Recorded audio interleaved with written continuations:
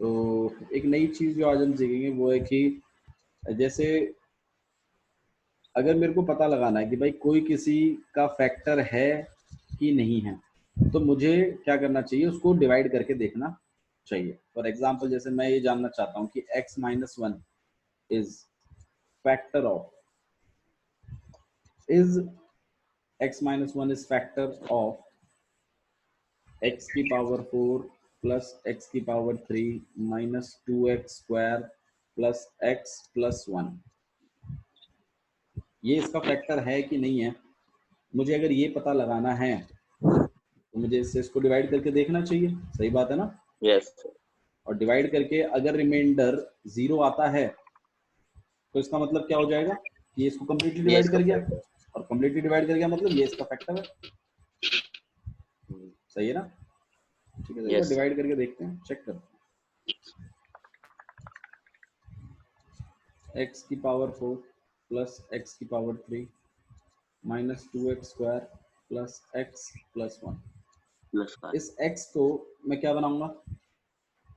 x की power 4 कितने से मल्टीप्लाई करना चाहिए? x की पावर 3। एक्स पावर 3 कितना हो जाएगा x की power 4 and minus x cube power 3। सही है। साइन चेंज, यहाँ पे माइनस का और ये किसका आ जाएगा? प्लस का।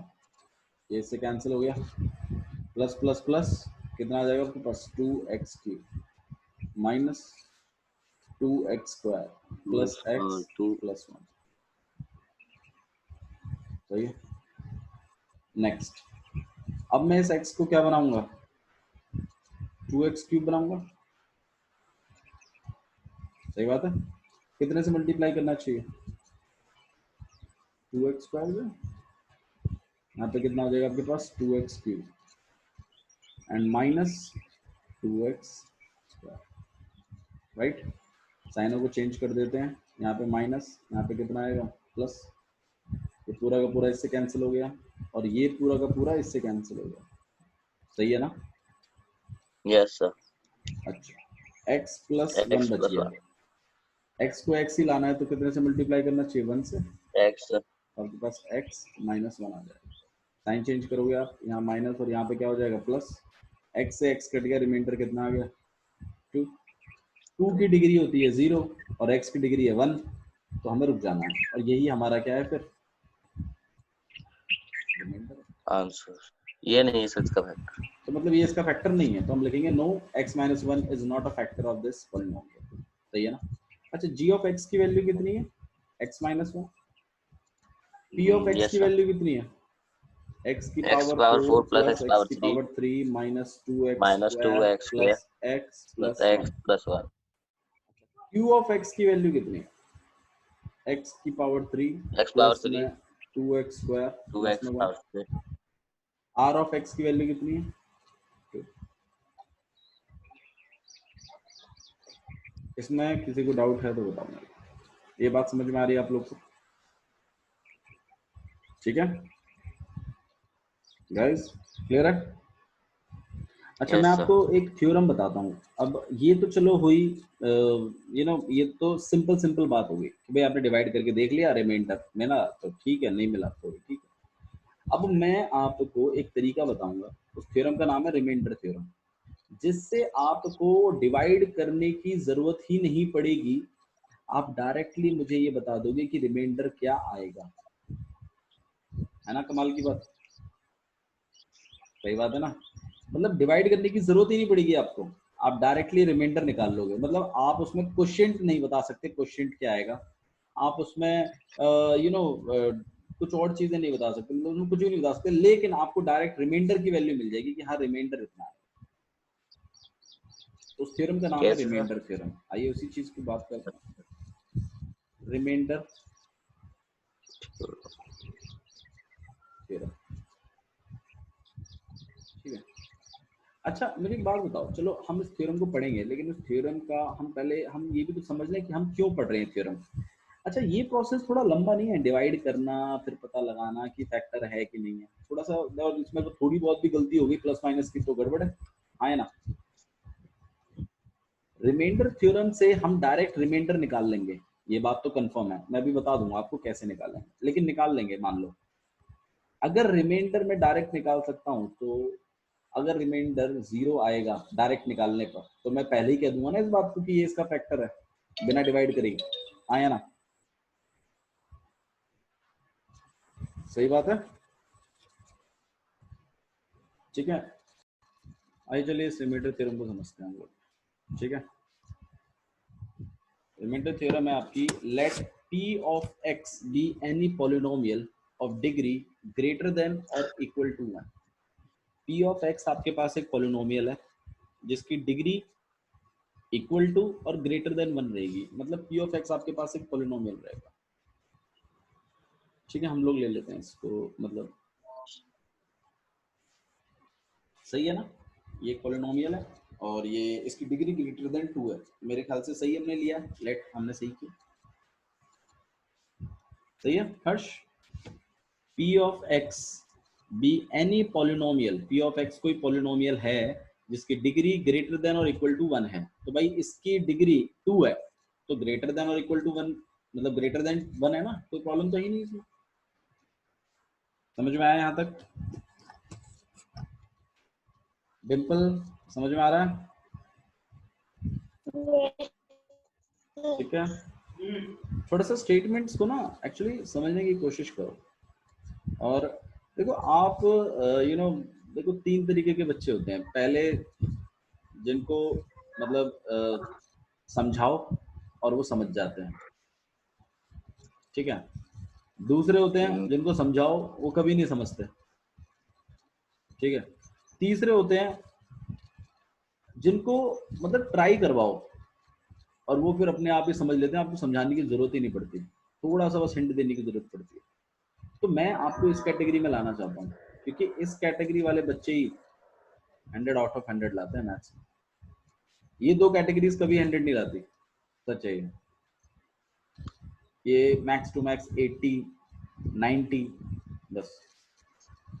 हालांकि कुछ बच्चों के लिए इतना ही बहुत हो जाता है, उन्होंने इतने का सपना कभी देखा भी नहीं होता, ठीक है। लेकिन ऐसे बच्चे लाइफ में कुछ अच्छा करते हैं, तो आपको इस कैटेगरी में आना, ठीक है। डिस्कस करते हैं। देखो जब तक आपको चीज समझ में ना आए ना तब तक उसको छोड़ो मत, ज्यादा ज्यादा कितना, एक लेक्चर, 2 लेक्चर, 3 लेक्चर, कितने लेक्चर, कोई दिक्कत नहीं, समझ में आनी चाहिए, ठीक है। तो रिमाइंडर थ्योरम समझो क्या है। रिमाइंडर थ्योरम है और ये बहुत जगह काम आ सकती है आपके। p ऑफ x अगर कोई पोलिनोमियल है जिसकी डिग्री ग्रेटर देन और इक्वल टू 1 है, तो इसकी डिग्री ग्रेटर देन और इक्वल टू 1 है, मतलब इक्वल टू तो नहीं है बट ग्रेटर देन 1 है, तो लेट a बी, हम एक नंबर लेंगे a, वो कोई भी रियल नंबर होगा। कैसा नंबर होगा वो? Real number. एक रियल नंबर होगा, ठीक है। तो मैं मान लो उस a को मैं 2 मान लेता हूँ, ठीक है। and if p of x is divided by a linear polynomial x minus a, अगर आपका ये नंबर x minus a से अगर हम इसको डिवाइड करने की कोशिश करते हैं, if आपकी जो भी a की वैल्यू आई है, a की वैल्यू 2 मान रहे हो आप, कुछ भी मान रहे हो, लेकिन अगर आप उसको जैसे x minus 2 हो जाएगा इस केस में, अगर आप x minus 2 से अगर इसको डिवाइड करने की कोशिश करते हैं तो आपको रिमाइंडर डायरेक्ट मिल सकता है, किससे? p ऑफ a से। मतलब आपको कुछ नहीं करना बल्कि इस पॉलिनोमियल में p ऑफ 2 की वैल्यू लगा देनी है। 5 इंटू में 2 का स्क्वायर प्लस 3 इंटू में 2 और प्लस में 2, तो 5 इंटू में 2 का स्क्वायर कितना हो गया 4 और प्लस में 6 और प्लस में 2 प्लस में 2, 5 प्लस 4 कितना हो गया आपके पास 20 और 28, 5 ठीक है। ये आपके पास 20 और plus 8 and this will be 20, तो आपके पास रिमाइंडर देगा आपको क्या? p of. इसका मतलब क्या है? इसका मतलब है जैसे देखो मेरे पास एक पॉलिनोमियल है, ठीक है, लेकिन ये सिर्फ लीनियर पॉलिनोमियल से ही डिवाइड होना चाहिए, मतलब x माइनस समथिंग या x प्लस समथिंग से डिवाइड होना चाहिए, और बाकी किसी डिग्री 2 वाले पॉलिनोमियल से होगा तो नहीं होगा। तो p ऑफ x आपके पास एक पॉलिनोमियल है, जैसे मान लीजिए 2x की पावर 4, जैसे हम इस वाले केस को देख लेते हैं। आप देखिए यहाँ पर मेरा p ऑफ x क्या था? यहाँ पे मेरा पी ऑफ एक्स क्या है, पी ऑफ एक्स है मेरा यहाँ पर एक्स की पावर 4 प्लस में एक्स का क्यूब माइनस में 2x स्क्वायर एंड प्लस में x प्लस में 1। पॉलिनोमियल तो कुछ भी हो सकता है जो पी ऑफ एक्स है, लेकिन जो आपका डिवाइजर है वो लीनियर होना चाहिए। कैसा होना चाहिए? Linear, linear. मतलब डिग्री 1 वाला होना चाहिए और इसी फॉर्मेट का होना चाहिए, x माइनस या x प्लस समथिंग का, x plus a x minus a करके कुछ होना चाहिए। तो मेरा जो g ऑफ x है यहाँ पर वो कितना है, x माइनस 1। ठीक है, यही तो है। अब अगर आप इसको कंपेयर करो x माइनस a से, तो आपके a की वैल्यू की जगह क्या चल रहा है, 1 चल रहा है ना। ठीक है, मान लीजिए जैसे एस, अब मैं आपको बता रहा हूँ थ्योरम ने क्या कहा था, जैसे ये है और ये है, तो आपका जो डिवाइजर होना चाहिए वो कैसा होना चाहिए, लीनियर होना चाहिए। पहली बात तो लीनियर है।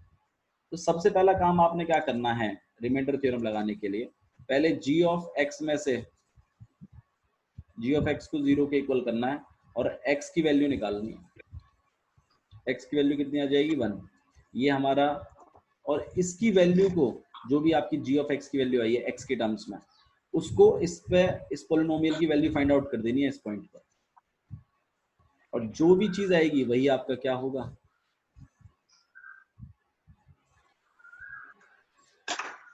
रिमाइंडर होगा। नहीं आता यकीन? देखो मैं, मुझे एक बात बताओ, इस केस में रिमाइंडर क्या था, 2 था ना। आइए देखते हैं ये यस रिमाइंडर थ्योरम सही कह रही है कि गलत कह रही है। पी ऑफ 1 डाल रहे हैं, 1 की पावर 4 प्लस 1 की पावर क्यूब माइनस 2 इंटू में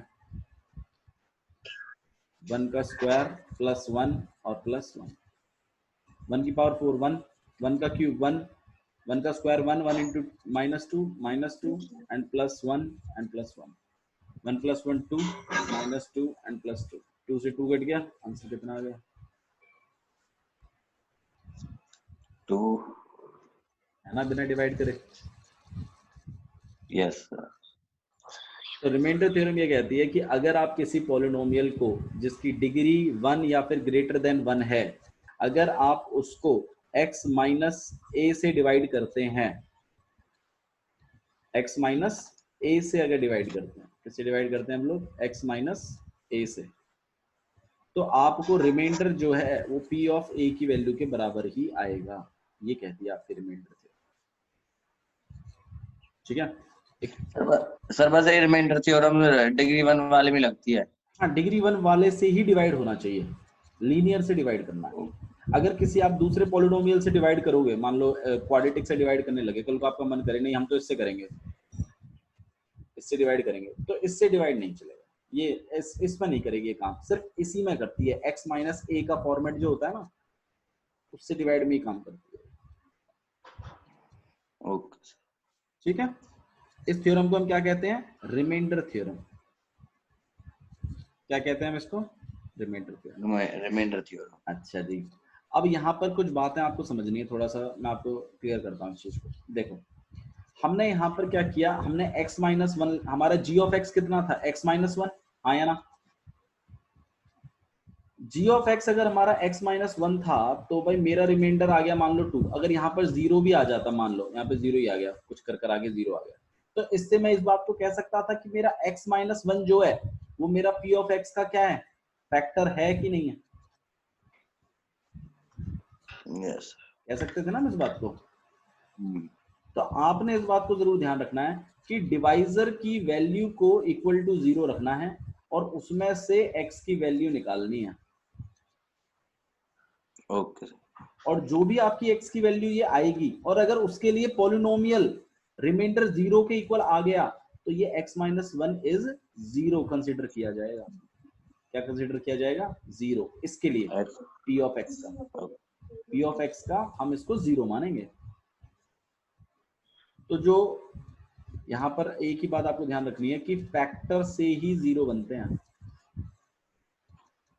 मतलब मान लो किसी पॉलिनोमियल को आप p ऑफ x को डिवाइड कर रहे हो किसी से, g ऑफ x से, और अगर आपको इसका 0 निकलवाना है, तो आपने क्या करना है, gx में से वैल्यू निकालनी है x की, और x की जिस वैल्यू के लिए ये वाला पॉलिनोमियल p ऑफ x अगर इक्वल टू 0 आ जाता है तो मतलब ये जो x इक्वल टू 3 है ना, इसको 0 माना जाएगा।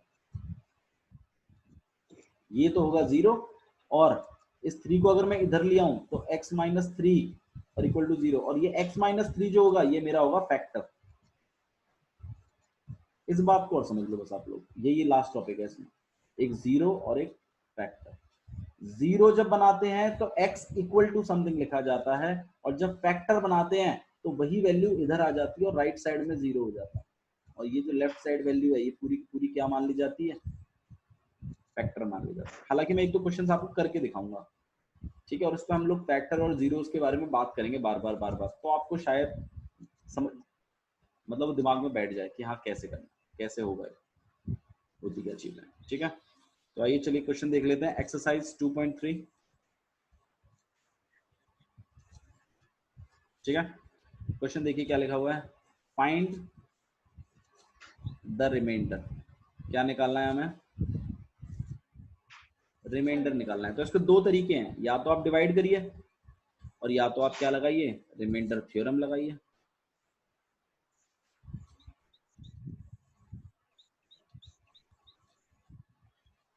इज डिवाइडेड बाय,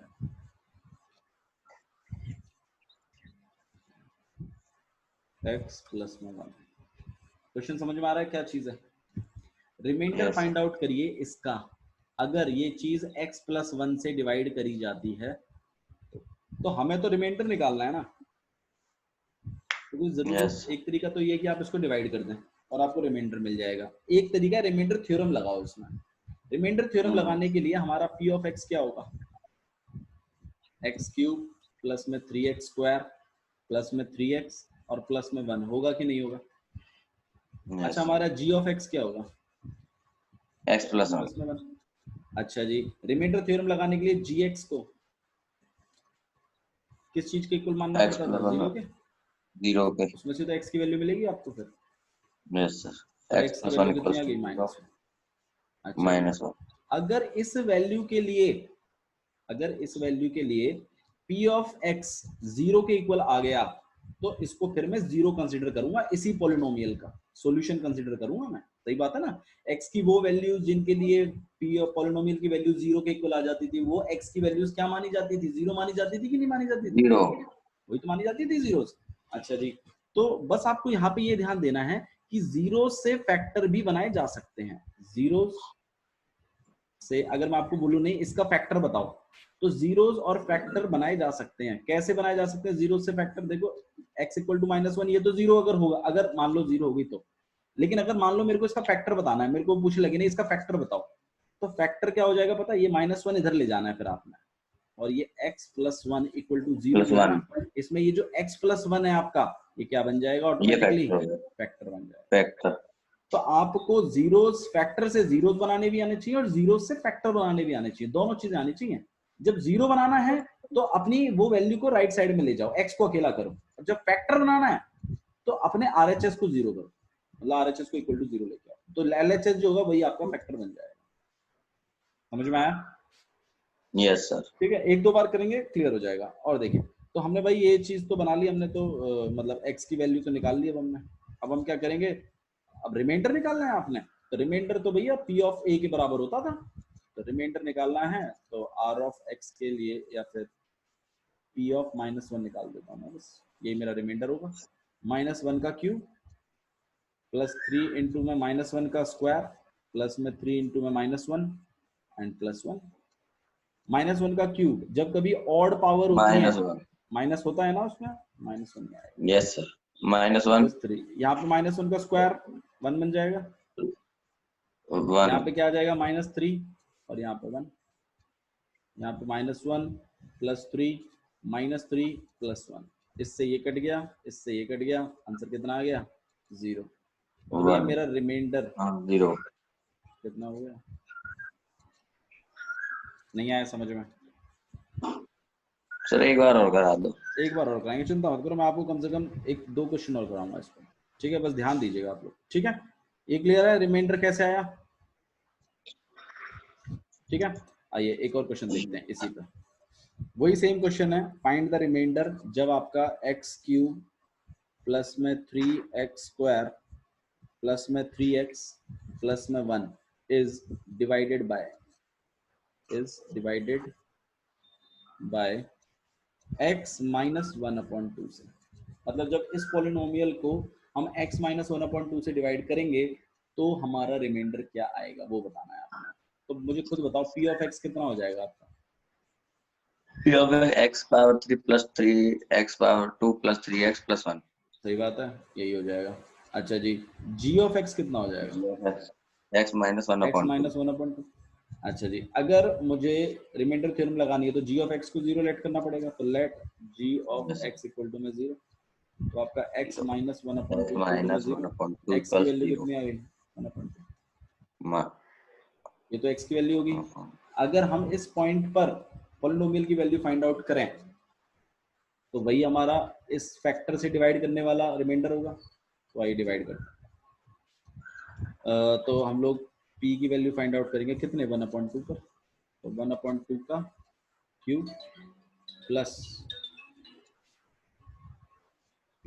3 इंटू में 1/2 का स्क्वायर प्लस 3 इंटू में 1/2 एंड प्लस 1। यहाँ पे 1/8 प्लस 3 इंटू में 1/4 एंड प्लस 3/2 एंड प्लस में 1। ठीक है, यहाँ पे 1/8 plus 3/4 and plus 3/2 plus 1। LCM ले लीजिए, यहाँ पर 8 आ जाएगा। 1 प्लस में 6 प्लस में 12 एंड प्लस में 8। 12 प्लस 8 कितना हो जाएगा आपके पास? 20 एंड 27/8।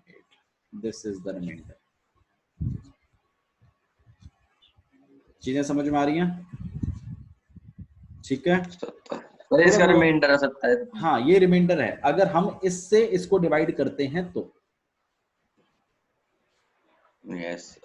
ठीक है, अच्छा जी नेक्स्ट वाला देखो, सिर्फ x से डिवाइड करना है। देखो x से का मतलब है कि x plus 0 g of x माना जाएगा ये। ठीक है, तो x इक्वल टू 0 मतलब x की जगह हमें क्या रखना है? बस खाली 0 रखना है इसमें, तो 1 आएगा बस खाली। 1 इज द रिमाइंडर। समझ में आया? ठीक है, तो 1 कैसे आएगा सर? देखिए आप x की जगह 0 रख दोगे ना तो ये 0 हो जाएगा, ये 0 हो जाएगा, ये 0 हो जाएगा, 1 ही बचेगा बस खाली। 1 आएगा आंसर लास्ट में, 1 रिमाइंडर आएगा। नहीं भाई, आपका g ऑफ x कितना है? सिर्फ x रहेगा। तो आप g ऑफ x को जब इक्वल टू 0 रखोगे तो x इक्वल टू कितना हो जाएगा? 0 नहीं हो जाएगा? तो x की जगह क्या वैल्यू पुट करोगे तुम? p ऑफ 0 नहीं डालोगे उसमें? Yes sir. सही बात है ना। फिर उन सब में जहां पर x x लिखा हुआ है वहां सब 0 0 0 पुट करना है। लास्ट में सिर्फ एक 1 है कांस्टेंट जो अलग लिखा हुआ है, 1 ही बचेगा। करके देखिएगा, अपने आप समझ में आएगा। उसके नेक्स्ट वाला g ऑफ x है, उसमें x प्लस पाई लिखा हुआ है। तो जैसे ही आप g ऑफ x को 0 के इक्वल करोगे तो आपका x प्लस पाई किसके इक्वल हो जाएगा? 0 के। और x की वैल्यू किसके इक्वल हो जाएगी? माइनस पाई के। उसके बाद उसको पॉलिनोमियल में डालना है। जो भी वैल्यू कैलकुलेट करोगे पाई की वैल्यू को 22/7 नहीं डालना, पाई को पाई ही रख के सॉल्व करना है। जो भी आंसर आता है कोई दिक्कत नहीं है, वो रिमाइंडर होगा। ठीक है, तो होमवर्क के लिए exercise 2.3 question number first, second और थर्ड तीनों ट्राई करिएगा। कर सकते हैं आप लोग, ऐसी बात नहीं है, थोड़ा दिमाग लगा के करना बस। ठीक है, नहीं होगा I will do it, don't worry. ठीक है, मैं ये वीडियो भी अपलोड कर दूंगा, अगर आप चाहें तो इसको देख देख के भी कर सकते हैं। Okay okay sir. So that's all for today's. Thank you very much. Sir